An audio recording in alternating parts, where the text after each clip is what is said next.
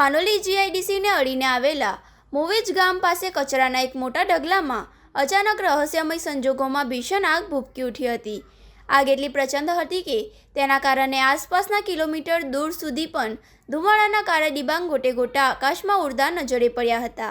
ધુમાડાના સામ્રાજ્યને પગલે નજીકના હાઈવે અને ગ્રામ્ય વિસ્તારમાં વિઝિબિલિટી પણ ઘટી ગઈ હતી।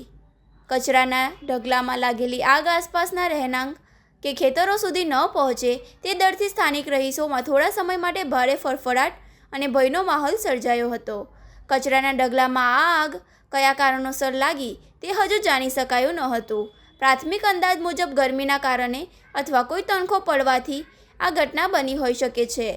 ઘટના અંગે સ્થાનિક તંત્ર અને ફાયર બ્રિગેડને જાણ કરવામાં આવતા જ આગ પર કાબૂ મેળવવા તજવીજ હાથ ધરવામાં આવી છે।